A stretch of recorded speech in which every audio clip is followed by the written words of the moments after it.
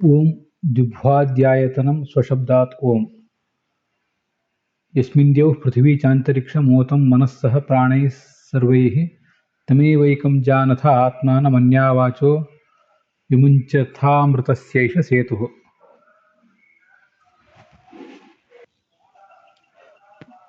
ಒಂದನೇ ಅಧ್ಯಾಯದ 3ನೇ ಪಾದದ 1ನೇ ಸೂತ್ರ ಈಗ ನಡೆದಿದೆ. ಅದರಲ್ಲಿ ಜಿಹ್ವಾಧ್ಯಾಯತನತ್ವ, ಜುಲೋಕ ಭೂಲೋಕ ಇವುಗಳಿಗೆ ಆಯತನಾದವನು ವಿಷ್ಣುವೇ ಆಗಬಹುದಲ್ಲ. ವಿಷ್ಣೋ ಜಿಹ್ವಾಧ್ಯಾಯತನತ್ವ ಪ್ರಸಿದ್ಧಾವಪಿ. ನೀವೆಲ್ಲರೂ ಹಾಗೆ ಕೇಳಿರ್ಬೋದು, ವಿಷ್ಣುವೇ ಭೂ ಇವುಗಳಿಗೆ ಆಯತನ ಅಂತ. ಆದರೆ ಇಲ್ಲಿ ಅವನ ಬಗ್ಗೆ ಹೇಳ್ತಿಲ್ಲ ಅಂತಾರೆ ಪೂರ್ವಪಕ್ಷದವರು. ಯಾಕೆಂದರೆ ಬಹುಧಾ ಜನ್ಮಬಾಧಾತ್, ಅನೇಕ ಬಾರಿ ಜನಿಸುವವನು ಜೀವ ಆಗಲಿಕ್ಕೆ ಸಾಧ್ಯ ಹೊರತು ವಿಷ್ಣು ಆಗಲಿಕ್ಕೆ ಸಾಧ್ಯ ಇಲ್ಲ. ಆದ್ದರಿಂದ ಈ ಎಲ್ಲ ಲೋಕಗಳಿಗೆ ಆಧಾರ ಅಂತ ಶಬ್ದದಿಂದ ವಿಷ್ಣುವನ್ನು ತಗೊಳ್ಬಾರದು. ಅದಕ್ಕೆ ಸಿದ್ಧಾಂತಿಗಳು ಕೇಳಬಹುದು, ಪರವಿದ್ಯಾ ವಿಷಯತ್ವ ಲಿಂಗಾತ್ ವಿಷ್ಣು ರೀತಿ ಚೇತ್ ನ. ಪರವಿದ್ಯಾ ವಿಷಯತ್ವವನ್ನು ಹೇಳಿದ್ದಾರೆ. ಯಾವನನ್ನು ತಿಳಿದ್ರೆ ಮುಕ್ತಿ ಆಗ್ತದೋ ಅಂಥ ತತ್ವವನ್ನು ಅಲ್ಲಿ ವರ್ಣನೆ ಮಾಡಿದ್ದಾರೆ. ಆದ್ದರಿಂದ ಪರವಿದ್ಯಾ ವಿಷಯತ್ವ ಅನ್ನೋದು ವಿಷ್ಣುವಿನಲ್ಲೇ ಬರ್ತದೆ ಅಂತಂದರೆ ಅದು ಸರಿಯಲ್ಲ. ಜೀವೇಶಾಭೇದೇನ ಬ್ರಹ್ಮಗತ ಲಿಂಗಸ್ಯಾಪಿ ಜೀವೇ ಸಂಭವಾತ್. ಪೂರ್ವಪಕ್ಷ ಮಾಡುವವರು ಯಾವುದಾದ್ರು ನಿರ್ದಿಷ್ಟವಾದ ಅದ್ವೈತಕ್ಕೆ ಅಂಟ್ಕೊಂಡಿರ್ತಾರೆ ಅಂತ ಹಾಗೇನಿಲ್ಲ. ಆ ಸಂದರ್ಭದಲ್ಲಿ ಹೇಗೋ ಹಾಗೆ ಒಂದು ಪ್ರಶ್ನೆ ಮಾಡ್ತಿದ್ದಾರೆ ಅಷ್ಟೆ. ಜೀವ ಮತ್ತು ಈಶ ಇಬ್ಬರು ಅಭಿನ್ನರಾದ್ದರಿಂದ ಬ್ರಹ್ಮನಲ್ಲಿ ಬರುವ ಲಿಂಗಗಳೆಲ್ಲವೂ ಜೀವನಲ್ಲಿಯೂ ಕೂಡ ಬರಬಹುದು. ಬ್ರಹ್ಮನೇ ಜೀವವಾಗಿ ಕಾಣಿಸುವುದರಿಂದ ಬ್ರಹ್ಮ ಈ ಜಗತ್ತೆಲ್ಲದಕ್ಕೂ ಕೂಡ, ಜೀವ ಜಡಾತ್ಮಕವಾದ ಈ ಜಗತ್ತೆಲ್ಲದಕ್ಕೂ ಕೂಡ ವಿವರ್ತೋಪಾದಾನ ಆದ್ದರಿಂದ ಅದನ್ನೇನಂತ ಮುಂದೆ ಹೇಳ್ತೇನೆ. ಆದ್ದರಿಂದ ಈ ಬ್ರಹ್ಮನಲ್ಲಿರುವಂಥ ಲಿಂಗ ಎಲ್ಲವೂ ಕೂಡ ಜೀವನಲ್ಲಿ ಬರಬಹುದು. ಹಾಗಾಗಿ ಪರವಿದ್ಯಾ ವಿಷಯತ್ವ ಅಂತ ಅನ್ನೋದು ಜೀವನಲ್ಲಿಯೂ ಕೂಡ ಬರಬಹುದು ಅಂತ ಅದರ ತಾತ್ಪರ್ಯ.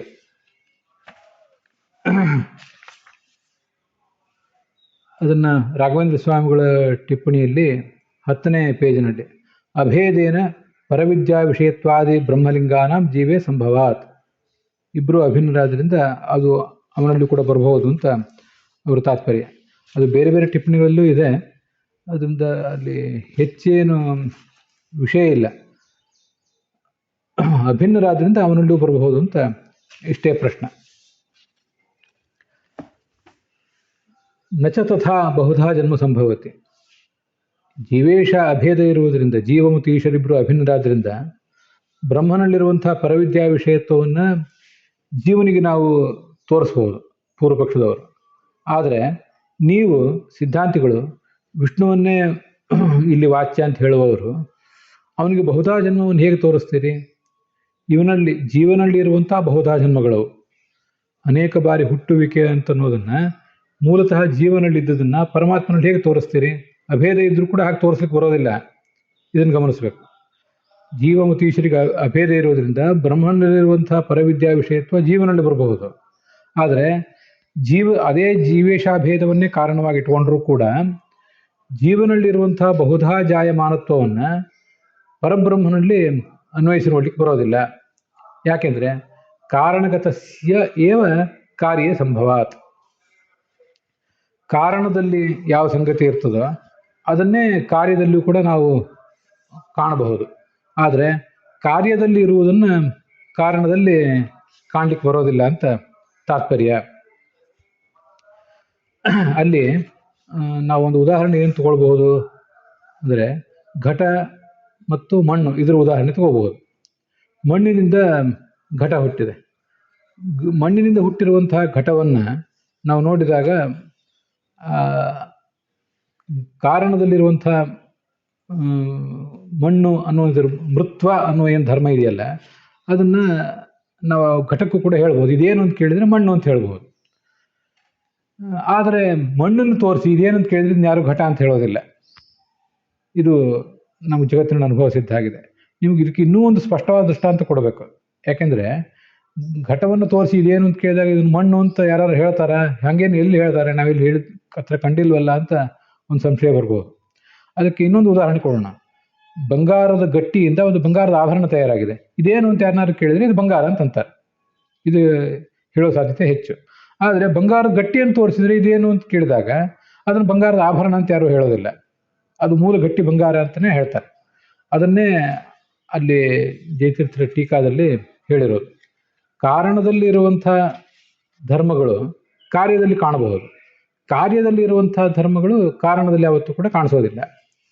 ಸರಿ, ಇಲ್ಲಿ ಏನಾಯಿತು, ಇಲ್ಲಿ ಏನು ಸಂಬಂಧ, ಅಂದರೆ ಕಾರಣ ಯಾವುದು, ಇಲ್ಲಿ ಕಾರ್ಯ ಯಾವುದು ಅಂತ ಪ್ರಶ್ನೆ ಬಂದರೆ, ಈ ಜಗತ್ತಿಗೆ ಬ್ರಹ್ಮ ಅಂತನ್ನುವುದು ವಿವರ್ತೋಪಾದಾನ. ಜಗತ್ತು ಬ್ರಹ್ಮ ವಿವರ್ತೋಪಾದಾನ ಕಾರಣ, ಜಗತ್ತು ಆತನ ಕಾರ್ಯ ಅಂತ ಹೀಗೆ ಅದ್ವೈತದಲ್ಲಿ ಒಂದು ಧೋರಣೆ ಇದೆ, ಒಂದು ಭಾವನೆ ಇದೆ. ವಿವರ್ತ ಅಂದ್ರೇನು, ಉಪಾದಾನ ಅಂದ್ರೇನು? ಉಪಾದಾನ ಅಂದರೆ ಉಪಾದಾನ ಕಾರಣ ಅಂದರೆ ಮೆಟೀರಿಯಲ್ ಕಾಸ್, ನಮಗದು ಗೊತ್ತಿದೆ. ಈ ನೂಲಿನಿಂದ ಬಟ್ಟೆ ಹುಟ್ಟುತ್ತದೆ, ಬಂಗಾರದ ಗಟ್ಟಿಯಿಂದ ಬಂಗಾರದ ಆಭರಣ, ಅದನ್ನ ನೂಲು, ಬಂಗಾರದ ಗಟ್ಟಿ ಇವೆಲ್ಲವೂ ಕೂಡ ಉಪಾದಾನ ಕಾರಣಗಳು. ಅದರಿಂದ ಹುಟ್ಟುವಂಥ ವಸ್ತು ಕಾರ್ಯ. ಇದು ಜಗತ್ತಿನಲ್ಲಿ ನಮ್ಗೆ ಇದೆಲ್ಲ ಕಂಡಿದೆ.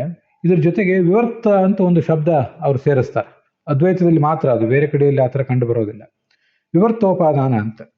ಜಗತ್ತು, ಈ ಬ್ರಹ್ಮವೇ ಜಗತ್ತಾಗಿ ಕಾಣಿಸಿದೆ, ಜಗತ್ತಿಗೆ ಬ್ರಹ್ಮ ವಿವರ್ತೋಪಾದಾನ ಕಾರಣ. ಇದು ಹಾಲು ಮೊಸರಿಗೆ ಉಪಾದಾನ ಕಾರಣ ಆದಂತೆ, ಬಂಗಾರದ ಗಟ್ಟಿ ಅನ್ನುವುದು ಬಂಗಾರದ ಆಭರಣಕ್ಕೆ ಉಪಾದಾನ ಕಾರಣ ಆದಂತೆ, ನೂಲು ಬಟ್ಟೆಗೆ ಉಪಾದಾನ ಕಾರಣ ಆದಂತೆ ಬ್ರಹ್ಮ ಈ ಜಗತ್ತಿಗೆ ಕಾರಣ ಅಲ್ಲ. ಅದಕ್ಕೆ ಅದನ್ನು ವಿವರ್ತ ಅಂತ ಹೇಳೋದು. ವಿವರ್ತ ಅಂದರೆ ಅದರಲ್ಲಿ ಅದು ಮಾಯೆ, ಆ ಮಾಯೆಯ ಕಾರಣದಿಂದಾಗಿ ಜಗತ್ತು ಹೀಗೆ ಬ್ರಹ್ಮನಲ್ಲಿ ಅದು ಕಂಡಿದೆ. ಅದರಿಂದ ಅದನ್ನು ವಿವರ್ತೋಪಾದಾನ ಅಂತ ಶಾಸ್ತ್ರದಲ್ಲಿ ವರ್ಣನೆ ಮಾಡ್ತಾರೆ. ಅದನ್ನೇ ಇಲ್ಲಿ ಹೇಳಿರೋದು. ಬ್ರಹ್ಮ ಜಗತ್ತಿಗೆ ಉಪಾದಾನ ಕಾರಣ. ಅವನಲ್ಲಿರುವ ಧರ್ಮಗಳು ಅಂದರೆ ಪರವಿದ್ಯಾ ವಿಷಯತ್ವ ಅನ್ನೋದು ಕಾರ್ಯವಾದ ಜಗತ್ತಿನಲ್ಲಿ ಬರಬಹುದು. ಆದರೆ ಕಾರ್ಯವಾದಂಥ ಜಗತ್ತಿನಲ್ಲಿ ಏನು ಕೆಲವು ಧರ್ಮಗಳಿವೆ, ಬಹುಧಾ ಜಾಯಮಾನತ್ವ ಮೊದಲಾದದ್ದು, ಅದು ಬ್ರಹ್ಮನಲ್ಲಿ ಬರುವುದು ಸಾಧ್ಯ ಇಲ್ಲ ಅಂತ ತಾತ್ಪರ್ಯ. ಟೀಕಾದಲ್ಲಿ ಕಾರಣಗತಸ್ಯೈವ ಕಾರ್ಯ ಸಂಭವಾತ್ ಅನ್ನೋದು ಅದು ನಿಮಿತ್ತ ಕಾರಣ ಮೊದಲಾದಕ್ಕೆ ಸಂಬಂಧಪಟ್ಟದ್ದಲ್ಲ, ಉಪಾದಾನ ಕಾರಣಕ್ಕೆ ಮಾತ್ರ ಸಂಬಂಧಪಟ್ಟದ್ದು. ಅದನ್ನು ಕಾರಣಂ ಉಪಾದಾನಂ ಅಂತ ಶ್ರೀನಿವಾಸ ತೀರ್ಥರು, ಶರ್ಕರಾ ಶ್ರೀನಿವಾಸ ತೀರ್ಥರ ಟಿಪ್ಪಣಿಯಲ್ಲಿ ಅದು ಕಾಣಿಸ್ತದೆ. ಆದ್ದರಿಂದ ಕಾರಣದಲ್ಲಿರುವ ಧರ್ಮ ಕಾರ್ಯದಲ್ಲಿ ಬರಬಹುದು, ಕಾರ್ಯದಲ್ಲಿರುವ ಧರ್ಮ ಕಾರಣದಲ್ಲಿ ಬರೋದಿಲ್ಲ. ಆದ್ದರಿಂದ ಜೀವೇಶ ಭೇದ ಇರೋದ್ರಿಂದ ಬ್ರಹ್ಮನ ಲಿಂಗ ಹೇಗೆ ಜೀವನಲ್ಲಿ ಬರ್ತದೋ, ಕಾರಣನಾದ ಬ್ರಹ್ಮನಲ್ಲಿರುವ ಲಿಂಗ ಜೀವನಲ್ಲಿ ಬರಬಹುದು, ಈ ಪರವಿದ್ಯಾ ವಿಷಯತ್ವ. ಆದರೆ ಕಾರ್ಯನಾದ ಜೀವನಲ್ಲಿರುವ ಬಹುಧಾ ಜಾಯಮಾನತ್ವ ಅದರಲ್ಲಿ ಬ್ರಹ್ಮನಲ್ಲಿ ಬರೋದಿಲ್ಲ ಅಂತ ಅವ್ರ ತಾತ್ಪರ್ಯ. ಯಾಕೆ ಅಂದರೆ ಅದನ್ನೇ ಶ್ರೀನಿವಾಸ ತೀರ್ಥ ಟಿಪ್ಪಣಿಯಲ್ಲಿ ಮುಂದೆ ಬರೆದು ಹೇಳಿದ್ದಾರೆ. ವ್ಯಾವಹಾರಿಕ ಮಾತ್ರಸ್ಯ ಬ್ರಹ್ಮೋಪಾದಾನಕತ್ವ ವದತಾ ಅದ್ವೈತಿನಃ ಮತೆ. ಅಲ್ಲಿ ವಿವರ್ತ ಅಂತ ಶಬ್ದ ಇಲ್ಲ, ಆದರೆ ಅದು ಬೇರೆ ಕಡೆ ಅವರು ಅದನ್ನು ಹೇಳಿದ್ದಾರೆ. ನಾವು ಹಿಂದೆ ಸೂತ್ರ ಭಾಷ್ಯದಲ್ಲೇ ಇದನ್ನು ನೋಡಿದ್ದೇವೆ. ಜಗತ್ತಿನಲ್ಲಿ ವ್ಯಾವಹಾರಿಕವಾದ ಪ್ರತಿಯೊಂದು ಸಂಗತಿಯೂ ಕೂಡ ಅದ್ವೈತದ ದೃಷ್ಟಿಯಲ್ಲಿ ಈ ಬ್ರಹ್ಮ ಪಾರಮಾರ್ಥಿಕ, ಶುಕ್ತಿ ರಜತ ಪ್ರಾತಿಭಾಸಿಕ, ಈ ಜಗತ್ತೆಲ್ಲವೂ ಕೂಡ ವ್ಯಾವಹಾರಿಕ ಅಂತ ಅವ್ರು ಹೀಗೆ ಒಪ್ತಾರೆ. ಆದ್ದರಿಂದ ವ್ಯಾವಹಾರಿಕ ಮಾತ್ರಸ್ಯ ಅಂದರೆ ವ್ಯಾವಹಾರಿಕ ವಿಷಯವಾದ ಪ್ರತಿಯೊಂದು ಜಗತ್ತು ಕೂಡ ಅಂತ ಹೀಗದರ ತಾತ್ಪರ್ಯ. ಅದೆಲ್ಲವೂ ಕೂಡ ಬ್ರಹ್ಮನನ್ನೇ ಉಪಾದಾನವಾಗಿ ಹೊಂದಿರುವಂಥ ವಿಷಯ ಅಂತ ಹೀಗದರ ತಾತ್ಪರ್ಯ. ವ್ಯಾವಹಾರಿಕ ಮಾತ್ರಸ್ಯ ಬ್ರಹ್ಮೋಪಾದಾನಕತ್ವವನ್ನು ಹೇಳುವ ಅದ್ವೈತ ಮತದಲ್ಲಿ ಜೀವನೂ ಕೂಡ ವ್ಯಾವಹಾರಿಕ ಆದ್ದರಿಂದ ವಿವರ್ತೋಪಾದಾನ ಆದ ಬ್ರಹ್ಮನಲ್ಲಿರುವ ಗುಣ ಈ ವ್ಯಾವಹಾರಿಕನಾದ ಜೀವನಲ್ಲಿ ಬರಬಹುದೇ ಹೊರತು, ವ್ಯಾವಹಾರಿಕನಾದ ಜೀವನಲ್ಲಿರುವ ಗುಣ ಅವನಲ್ಲಿ ಬ್ರಹ್ಮನಲ್ಲಿ ಬರುವುದು ಸಾಧ್ಯ ಇಲ್ಲ ಅಂತ ಅದರ ತಾತ್ಪರ್ಯ. ನೋಡಿ, ತಾಮ್ರಪರ್ಣಿ ಶ್ರೀನಿವಾಸಾಚಾರ್ಯ ಟಿಪ್ಪಣಿಯಲ್ಲಿರುವಂಥ ವಿಷಯ 16ನೇ ಪೇಜಲ್ಲಿ ಬಂದಿರೋದನ್ನು ಹೇಳ್ತೀನಿ. ಅಲ್ಲಿ ಕಾರಣ ಅಂತಿದೆಯಲ್ಲ, ಕಾರಣ ಮತ್ತು ಕಾರ್ಯ ಅಂದರೆ ಏನು ಟೀಕಾದಲ್ಲಿ ಬಂದಿದೆಯಲ್ಲ, ಅದನ್ನು ಅವ್ರು ಹೇಳ್ತಾರೆ. ಘಟೇ ಮೃತ್ವ ದರ್ಶನೇಪಿ. ಘಟವನ್ನು ನೋಡಿ ಇದೇನು ಅಂತ ಕೇಳಿದಾಗ ಯಾರು ಮಣ್ಣು ಅಂತ ಹೇಳ್ಬೋದು. ಆದರೆ ಮೃತಿ ಘಟ ವ್ಯವಹಾರ ಅದರ್ಶನಾತಿಥಿ ಭಾವ. ಮಣ್ಣನ್ನು ತೋರಿಸಿ, ಮಣ್ಣಿನ ರಾಶಿ ತೋರಿಸಿ ಇದೇನು ಅಂತ ಕೇಳಿದ್ರೆ ಘಟ ಅಂತ ಹೇಳುವ ಸಾಧ್ಯತೆಯೇ ಇಲ್ಲ. ಘಟವನ್ನಾದರೂ ತೋರಿಸಿದ ಏನು ಅಂತ ಕೇಳಿದರೆ ಘಟ ಅಂತ ಕೆಲವರು ಹೇಳ್ತಾರೆ, ಮಣ್ಣು ಅಂತ ಕೆಲವರು ಹೇಳ್ತಾರೆ, ಯಾಕಂದ್ರೆ ಮಣ್ಣಿನ ತಯಾರಾದ್ದರಿಂದ. ನಿಮ್ಗೆ ಅದಕ್ಕೆ ನಾನು ಬೇರೆ ಉದಾಹರಣೆ ಕೊಟ್ಟಿದ್ದು. ಘಟ ಕೆಲವರಿಗೆ ಮಣ್ಣಾಗಿ ಕಾಣಬಹುದು, ಕೆಲವರಿಗೆ ಘಟವಾಗಿ ಕಾಣಬಹುದು. ಬಂಗಾರದ ಒಂದು ಆಭರಣವನ್ನು ನೀವು ತೋರಿಸಿದರೆ ಬಂಗಾರ ಇದೇನ್ರಿ ಅಂತ ಕೇಳಿದ್ರೆ ಇದು ಬಂಗಾರ ಅಂತ ಎಲ್ಲರೂ ಸಹಜವಾಗಿ ಹೇಳ್ತಾರೆ. ಹಾಗೆ ಆಭರಣೆ ಸುವರ್ಣತ್ವ ದರ್ಶನೇಪಿ ಸುವರ್ಣೆ ಆಭರಣ ವ್ಯವಹಾರದ ಅದರ್ಶನಾದಿತಿ ಭಾವ ಅಂತ ಇವರು ತಾಮ್ರಪರ್ಣಿ ಶ್ರೀನಿವಾಸಾಚಾರ್ಯ ಟಿಪ್ಪಣಿಯಲ್ಲಿ ಬಂದಿರೋದನ್ನ ತಗೊಳ್ಬೇಕು. ಇದನ್ನ ಮತ್ತೆ ಶರ್ಕರಾ ಶ್ರೀನಿವಾಸ ತೀರ್ಥ ಟಿಪ್ಪಣಿಯಲ್ಲಿದ್ದದ್ದು ಅವೆರಡನ್ನು ಹೊಂದಿಸ್ಕೊಂಡು ನೋಡಿದರೆ ಆ ವಾಕ್ಯದ ಅರ್ಥ ಆಗ್ತದೆ. ಜಗತ್ತಿನ ಉಪಾದಾನ ಕಾರಣ, ಈ ವಿವರ್ತೋಪಾದಾನ ಕಾರಣ, ಬರೇ ಉಪಾದಾನ ಕಾರಣ ಅಲ್ಲ, ವಿವರ್ತೋಪಾದಾನ ಕಾರಣ ಈ ಬ್ರಹ್ಮ ಅಂತ ಅದರ ಅದ್ವೈತದ ಅಭಿಪ್ರಾಯ. ಅತಃ ಪರವಿದ್ಯಾ ವಿಷಯೋ ದುರ್ಭಾಶ್ರಯ ವಿಷ್ಣೋ ಇತರೇವ. ಆದ್ದರಿಂದ ಪರವಿದ್ಯಾ ವಿಷಯನಾದವನು ಯಾರು? ಆ ದುರ್ಭಾದ್ಯಾಶ್ರಯ ಯಾರು ಅಂದರೆ ವಿಷ್ಣುವಿಗಿಂತ ಭಿನ್ನ ಅಂತ ಆಯ್ತು.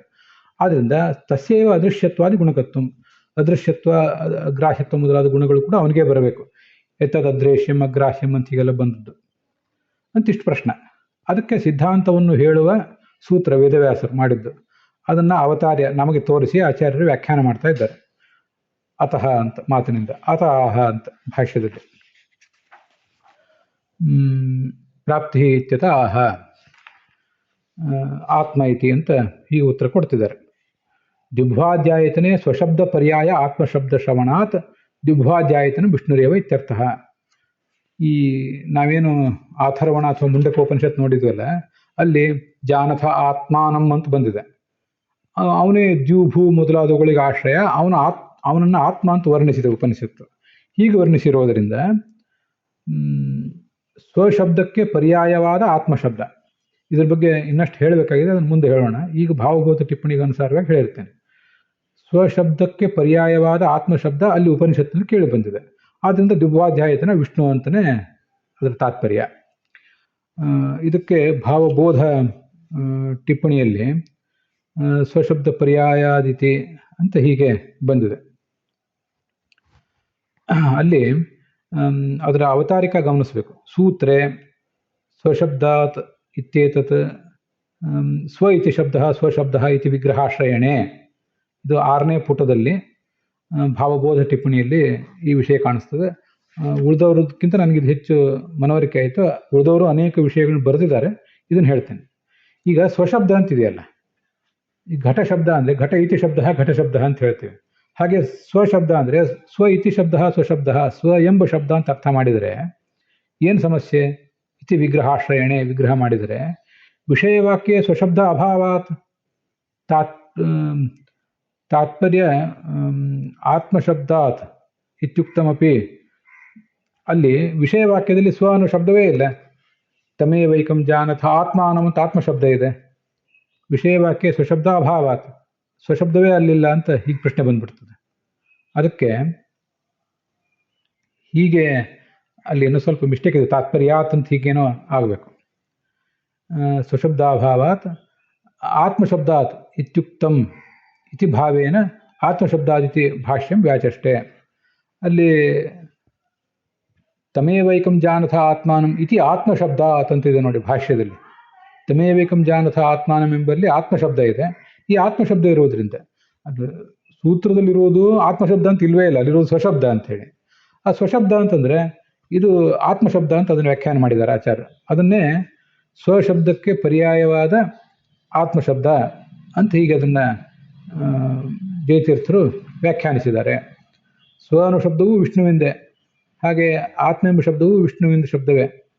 ಅದಕ್ಕೆ ಸ್ವಶಬ್ದಕ್ಕೆ ಪರ್ಯಾಯವಾದ ಆತ್ಮಶಬ್ದವನ್ನು ತಗೊಂಡಿರೋದ್ರಿಂದ ದ್ವಿಭಾಧ್ಯಾಯತನ ವಿಷ್ಣುವೇ ಆಗಬೇಕು ಅಂತ ಅದರ ತಾತ್ಪರ್ಯ. ಆತ್ಮಶಬ್ದಾದಿತಿ ಏನು ಭಾಷ್ಯದಲ್ಲಿದೆ ಅದನ್ನು ಜಯತೀರ್ಥರು ಹೀಗೆ ವ್ಯಾಖ್ಯಾನಿಸಿದ್ದಾರೆ. ಅದರ ಮುಂದಿಂದೇನು ಟಿಪ್ಪಣಿಯಲ್ಲಿರೋದು ಮತ್ತೆ ಆತ್ಮಶಬ್ದಾದಿತ್ಯುಕ್ತವು ಅದನ್ನೇ ನಾನು ಹೇಳ್ತಾ ಇಲ್ಲ, ಇಷ್ಟನ್ನು ಮಾತ್ರ ಈಗ ಸರಳವಾಗಿ ಹೇಳಿದ್ದೀನಿ. ಇದನ್ನು ಮುಂದೆ ಮತ್ತೆ ನಾವು ಈ ಸ್ವಶಬ್ದ ಅನ್ನೋದ್ರ ಬಗ್ಗೆ ಪದ್ಮನಾಭ ತೀರ್ಥರು, ತ್ರಿವಿಕ್ರಮ ಪಂಡಿತರು ಭಾಷ್ಯ ದೀಪಿಕಾದಲ್ಲಿ ಏನೇನು ಹೇಳಿದ್ದಾರೆ ಅದನ್ನೆಲ್ಲ ಮುಂದೆ ನೋಡ್ತೀವಿ. ಇನ್ನಷ್ಟು ವಿಷಯ ನಮ್ಗೆ ಆವಾಗ ತಿಳಿಯುತ್ತದೆ. ಅದೇ ರಘುತ್ತಮ ಸ್ವಾಮಿ ಟಿಪ್ಪಣಿಯಲ್ಲಿ ಆತ್ಮೇತಿ ಮುಖ್ಯತೋ ವಿಷ್ಣುಸ್ತದನ್ಯೇತೂಪಚಾರತಃ ತಥೈವ ಸ್ವ ಇತಿ ಪ್ರೋಕ್ತಃ ತಸ್ಮಾತ್ ಬ್ರಹ್ಮಾತ್ಮಭೂ ಸ್ವಭೂ. ಈಗ ಆತ್ಮ ಅಂತ ಮುಖ್ಯನನ್ನೇ ಮುಖ್ಯವಾಗಿ ವಿಷ್ಣುವನ್ನೇ ಹೇಳಬೇಕು. ಉಳಿದವ್ರನ್ನ ಆತ್ಮ ಅಂತ ಹೇಳುವುದು ಔಪಚಾರಿಕವಾಗಿ. ಹಾಗೆ ಅವನನ್ನು ಸ್ವ ಅಂತನೂ ಹೇಳಬೇಕು, ಪರಮಾತ್ಮನನ್ನೇ ಸ್ವ ಇತಿ ಪ್ರೋಕ್ತಃ. ಆದ್ದರಿಂದ ತಸ್ಮಾತ್ ಬ್ರಹ್ಮಾತ್ಮಭೂಹು ಸ್ವಭೂಹು. ಚತುರ್ಮುಖ ಬ್ರಹ್ಮನನ್ನ ಈಗ ಆತ್ಮಭೂಹು, ಸ್ವಯಂಭೂಹು ಅಂತ, ಸ್ವಭೂಹು ಅಂತ ಹೀಗೆಲ್ಲ ಹೇಳ್ತಾರೆ. ಬ್ರಹ್ಮಾತ್ಮಭೂ ಸುರಜ್ಯೇಷ್ಠ, ಸ್ವಯಂಭೂಹು ಚತುರಾನನಃ ಅಂತ ಹೀಗೆಲ್ಲ ಇದೆ. ಅದನ್ನಲ್ಲಿ ಮೇಲಿನ ವಾಕ್ಯಗಳಲ್ಲಿ ಬರೆದಿದ್ದಾರೆ. ಸ್ವಶಬ್ದ ವಿಷ್ಣು ಸಕಾಶಾತ್ ಸಂಭೂತೆ ಚತುರ್ಮುಖೆ ಸ್ವಭೂಹು. ಇದೆಲ್ಲ ಆ 6ನೇ ಪುಟದಲ್ಲಿ ಆ ಶ್ಲೋಕದ ಮೇಲೆ, ಶ್ಲೋಕ ಎಲ್ಲಿದಂತ ನಾನು ನೋಡ್ಲಿಕ್ಕೆ ಹೋಗಿಲ್ಲ, ಪ್ರಾಯ ಅನುವ್ಯಾಖ್ಯಾನದಿದ್ದಿರಬೇಕು. ಅದರಿಂದ ಸ್ವಶಬ್ದ ಅನ್ನೋದು ವಿಷ್ಣುವಿಗೆ ಪರ್ಯಾಯ ಅಂತ ಅನ್ನೋದು ಪ್ರಸಿದ್ಧ. ಅದು ಅದರಂತೆ ಈ ಆತ್ಮಶಬ್ದನೂ ಕೂಡ ಅವನಿಗೆ ಪರ್ಯಾಯ ಅಂತ ಹೀಗಾದ್ರೆ ತಾತ್ಪರ್ಯ. ಆತ್ಮಶಬ್ದಾದಪಿ ಕುತೋ ವಿಷ್ಣು, ಸರಿ ಆತ್ಮಶಬ್ದ ಇರಬಹುದು, ಆತ್ಮಶಬ್ದ ಇದ್ದ ಮಾತ್ರಕ್ಕೆ ವಿಷ್ಣುವೇ ಯಾಕೆ ದ್ವಿಭಾಯಿತನಾಗಬೇಕು ಅಂತ ಟೀಕಾದಲ್ಲಿ ಕೊನೆಯ ವಾಕ್ಯ ಇದೆ. ಅದಕ್ಕೆ ಆಚಾರ್ಯರ ಭಾಷ್ಯದಲ್ಲಿಯೇ ಆತ್ಮ ಬ್ರಹ್ಮಾದಯ ಶಬ್ದ ಅಂತ ಬ್ರಹ್ಮವೈವರ್ತ ಪುರಾಣದ ಮಾತಿದೆ. ಆತ್ಮ ಬ್ರಹ್ಮ ಮೊದಲಾದ ಶಬ್ದಗಳು ಇವು ಆತ್ಮ ಬ್ರಹ್ಮ, ಹಾಗೆ ಇನ್ನು ವಿಷ್ಣು ಇತ್ಯಾದಿ ಶಬ್ದಗಳು ವಿಷ್ಣುವನ್ನು ಬಿಟ್ಟರೆ ಇನ್ಯಾರಲ್ಲೂ ಕೂಡ ಅವು ಬರೋದಿಲ್ಲ. ಯಾಕೆಂದರೆ ಇವೆಲ್ಲ ಶಬ್ದಗಳು ಭಗವಂತನ ಗುಣಪೂರ್ಣತ್ವವನ್ನೇ ಹೇಳ್ತವೆ. ಮುಖ್ಯವಾಗಿ ಆತ್ಮ ಬ್ರಹ್ಮ ಇತ್ತು ಶಬ್ದಗಳು. ಯಾಕೆಂದರೆ ಆತತತ್ವಾಚ ಮಾತೃತ್ವಾತ್ ಆತ್ಮೇತಿ ಪರಮೋಮತಃ ನ ಆತ್ಮಾಭಾಸಾಸ್ತದನ್ನೇತು ನಹ್ಯೇತೇಷಾಂ ತಥಾ ಗುಣಾಃ ಅಂತ ತತ್ವನಿರ್ಣಯದಲ್ಲಿ ಬಂದು ಉಪನಿಷತ್ ಭಾಗ ನಾನು ಹಿಂದೆ ಹೇಳಿದ್ದೆ. ಆತ್ ಮ ಅಂದರೆ ಸರ್ವಜ್ಞ, ಆತ್ ಅಂದರೆ ದೇಶತಃ ಕಾಲತಃ ಗುಣತಃ ವ್ಯಾಪ್ತ ಅಂತ ಅರ್ಥ. ಆದ್ದರಿಂದ ಅವನೇ ಆತ್ಮ. ಬ್ರಹ್ಮ ಅಂದ್ರೂ ಹಾಗೇನೆ ದೊಡ್ಡವನು ಅಂತ ಅರ್ಥ, ಗುಣಪೂರ್ಣ ಅಂತಲೇ ಅರ್ಥ. ಅದರಿಂದ ಅವ್ಯಯನಾದ ನಾಶರಹಿತನಾದ ವಿಷ್ಣುವನ್ನು ಬಿಟ್ಟರೆ ಅದು ಬೇರೆಯವರಲ್ಲಿ ಬರೋದಿಲ್ಲ. ಯಾಕೆಂದರೆ ತೈಹಿ ಗುಣಪೂರ್ಣತ ನ ಅವಾಪ್ತ. ಅವ್ರು ಯಾರೂ ಕೂಡ ಯಾರಿಂದಲೂ ಕೂಡ ಗುಣಪೂರ್ಣತ್ವವು ಪಡೆಯಲ್ಪಟ್ಟಿಲ್ಲ, ಹೊಂದಲ್ಪಟ್ಟಿಲ್ಲ. ಆದ್ದರಿಂದ ಅವರು ಆತ್ಮರೂ ಅಲ್ಲ ಬ್ರಹ್ಮರೂ ಅಲ್ಲ ಅಂತ ಹೀಗಾದ್ರೆ ಬ್ರಹ್ಮವೈವರ್ತ ಪುರಾಣದ ಮಾತನ್ನು ಕೋಟ್ ಮಾಡಿದ್ದಾರೆ. ಅಲ್ಲಿಗೆ ಇವತ್ತಿನ ಈ ಭಾಗ ಸಮಾಪ್ತ ಆಗಿದೆ.